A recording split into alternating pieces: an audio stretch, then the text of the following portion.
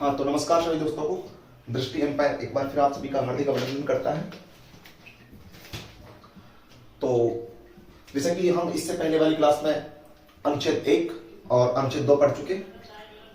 हम पहले भारतीय संविधान का भाग 1 पढ़ रहे हैं और इसके अंतर्गत 4 अनुच्छेद रखे गए हैं। अनुच्छेद 1, 2 और 3 और 4। 1, 2 हम पढ़ चुके इससे पहले वाले वीडियो में, जो भी जिन्होंने नहीं देखा वो देख सकते हैं जाके।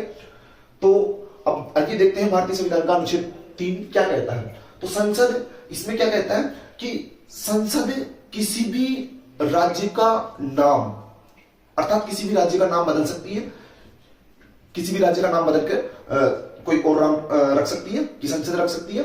और इसके बाद में क्षेत्र, अर्थात राजस्थान का थोड़ा क्षेत्र या नाम यूपी को देना हो या यूपी का कुछ क्षेत्र राजस्थान को देना हो तो इसमें परिवर्तन संसद कर सकती है। इसके बाद में सीमा हो गया और क्षेत्र हो गया, अर्थात किसी भी राज्य को तोड़ के 2 राज्यों में बांट देना या कोई नए राज्य का निर्माण, तो ये सब संसद कर सकती है। और इसमें राष्ट्रपति की अनुमति कोई जरूरत नहीं है, राष्ट्रपति की अनुमति कोई बाध्यकारी नहीं है।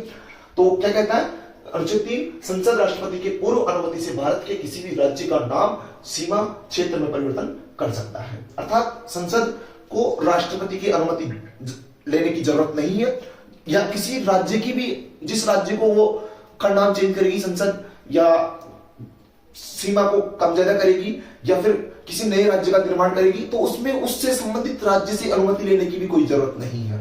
यह अनुच्छेद 3 कहता है। इसके लेटेस्ट एग्जांपल अगर देखें तो जैसे कि छत्तीसगढ़, तो छत्तीसगढ़ 1 नवंबर 2000 को, जो कि मध्य प्रदेश से अलग किया गया। वैसे ही यूपी से उत्तराखंड 9 नवंबर 2000 को, बिहार से झारखंड 15 नवंबर 2000 को, आंध्र प्रदेश से तेलंगाना 2 जून 2014 को। तो ये सब इसी के उदाहरण हैं। वैसे ही जैसे कि जम्मू और कश्मीर के लोग क्या कहते थे कि हमें अलग देश चाहिए, अलग देश की मांग कर रहे थे वो, ठीक है, जम्मू कश्मीर के लोग, और अलग देश बनाना चाहते थे जम्मू कश्मीर को। लेकिन हमारे नरेंद्र मोदी जी ने क्या किया कि अब उसको देश तो छोड़ो, राज्य का भी दर्जा नहीं है, उसको केंद्र शासित प्रदेश बना दिया, तोड़ दिया उसको। जो राज्य था पहले, तो राज्य भी नहीं रहने दिया, अब तो उसको केंद्र शासित प्रदेश बना दिया। तो वैसे तो राज्य की कोई अनुमति की जरूरत नहीं है इसमें। जैसे कि जम्मू कश्मीर को 2 केंद्र शासित प्रदेशों में बांट दिया गया और राज्य का नाम और निशान मिटा दिया गया वहां से।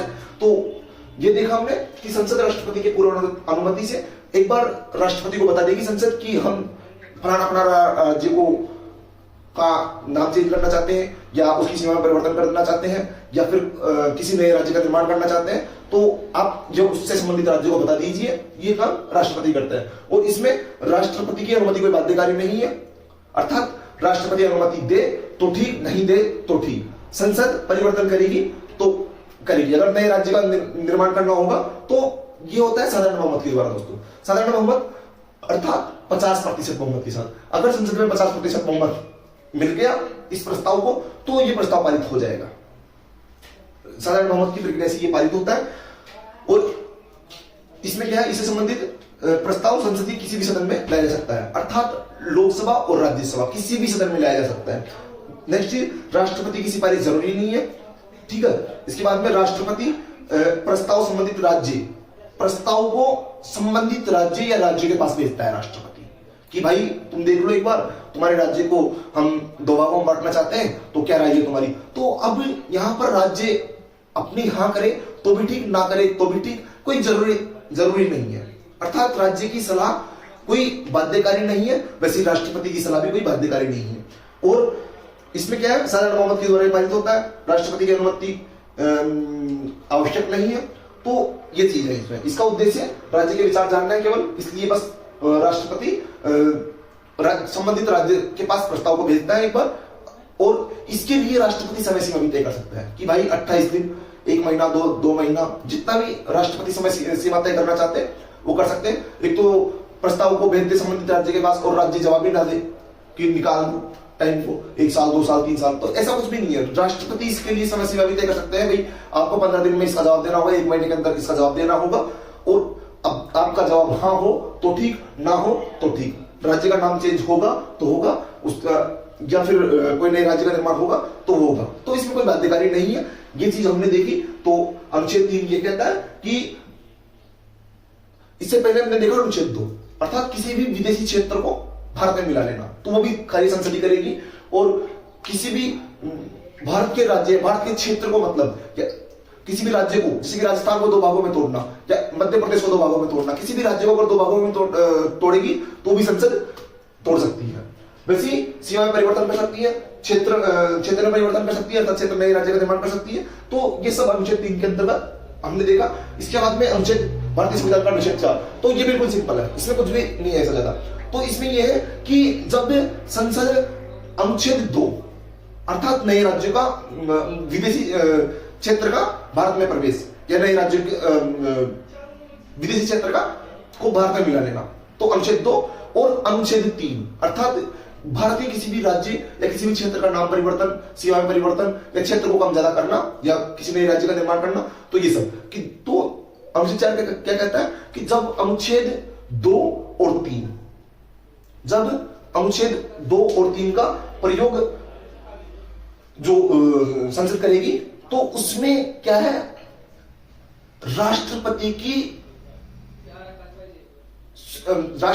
उसको मतलब प्रस्ताव को पारित करे या ना करे, तो इसकी कोई आवश्यकता नहीं है, बाध्यकारी नहीं है। राष्ट्रपति बाध्यकारी है, इसमें राष्ट्रपति बाध्यकारी है। क्यों?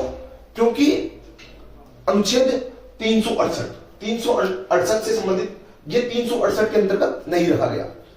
जो अनुच्छेद 2 और अनुच्छेद 3 है, इसको 368 के तहत नहीं रखा गया। 368 के तहत क्या है कि जो अनुच्छेद हमारा 368 है, तो ये क्या बताता है कि संविधान का संशोधन करने की संसद की शक्ति और उसके लिए प्रक्रिया, क्या प्रक्रिया होगी और क्या संसद की शक्ति होगी, तो संविधान में संशोधन के लिए। तो इसके संविधान के जो अनुच्छेद 368 है, इसके अंतर्गत अनुच्छेद 2 और अनुच्छेद 3 को नहीं रखा गया, इसलिए राष्ट्रपति की स्वीकार्यता इसमें बाध्यकारी नहीं है। राष्ट्रपति हाँ करे तो ठीक, ना करे तो ठीक, संसद किसी विदेशी क्षेत्र को भारत में मिला सकती है और या किसी भारत में नए राज्य का निर्माण या सीमा में परिवर्तन या किसी राज्य का नाम परिवर्तन कर सकती है, क्योंकि अब इसमें राष्ट्रपति की जरूरत नहीं, राष्ट्रपति कर हस्ताक्षर की। और इसमें क्या होगा, अनुच्छेद 2 और 3 जो कि 50% बहुमत के साथ पारित होगा, 50% बहुमत के साथ पारित होगा, राष्ट्रपति बाध्यकारी है इसके लिए। और अनुच्छेद 2 एवं 3 का प्रयोग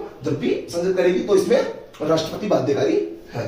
अनुच्छेद 368 से बाहर 2 एवं 3 अनुसूची 1 और 4 भी को भी मतलब जो इससे संबंधित राज्य जो हमारा भाग 1 है, इससे संबंधित जो अनुसूची 1 और अनुसूची 4, तो इसमें भी अगर इनमें परिवर्तन कर रहे हो आप अनुच्छेद 2 और अनुच्छेद 3 में, तो उसमें भी परिवर्तन करना जरूरी है, अनुसूची 1 में और अनुसूची 2 में। अर्थात इसमें क्या है, अनुसूची 1 और 4 भी प्रभावित होगी, अर्थात उसमें भी परिवर्तन करना होगा। अगर आप अनुच्छेद 2 और 3 का प्रयोग कर रहे हो तो अनुसूची 1 और अनुसूची 4 में भी परिवर्तन करना होगा आपको।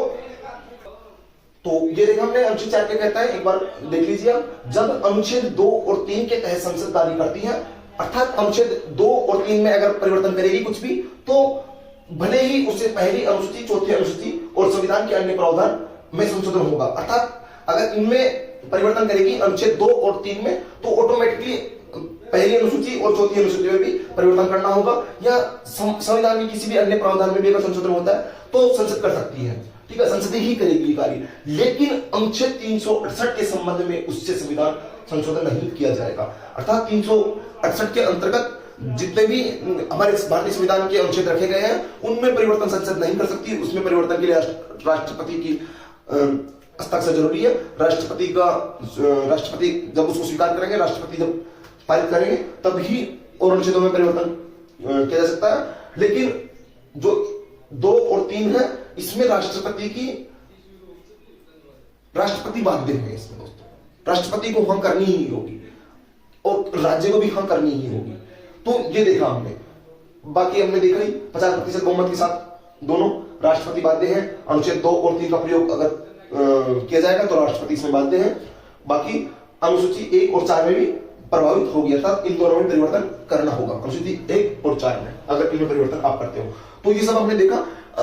भारतीय संविधान का भाग 1 में 4 अनुच्छेद है, 1, 2, 3 और 4। अनुच्छेद 1 क्या, यूनियन शब्द की परिभाषा है, उसमें फेडरेशन की जगह यूनियन शब्द का प्रयोग किया गया। और अनुच्छेद 2 क्या कहता है, किसी भी नए राज्यों का किसी भी मतलब अर्जित क्षेत्र को मतलब विदेशी क्षेत्र को मतलब भारत में मिला लेना, अर्थात नए राज्य की स्थापना या प्रवेश। तो ये अनुच्छेद 2 के अंतर्गत है। अनुच्छेद 3 क्या कहता है? भारत के किसी भी राज्य को तोड़ना मरोड़ना जो भी करना है क्या नाम वो सब कुछ इसके अंतर्गत है, अनुच्छेद 3 के अंतर्गत। और अनुच्छेद 4 जो 2 और 3 के बारे में बताता है। तो ये देखा हमने भारतीय संविधान का भाग 1, जिसके अनुच्छेद चारों अनुच्छेद हमने देख लिए। इसके बाद में अब हम अगली क्लास में बात करेंगे भाग 2 की नागरिकता संबंधित। ठीक है, जो भी नागरिकता संबंधित प्रावधान या अनुच्छेद है उन सब की हम चर्चा करेंगे अगली क्लास में। अभी के लिए मैं चलता हूं, धन्यवाद। जो भी दोस्त नए हैं वो चैनल को सब्सक्राइब कर लीजिए और वीडियो को ज्यादा से ज्यादा शेयर कर दीजिए। बाकी मेहनत हमारी साथ आपका। थैंक यू, धन्यवाद। चलता हूं।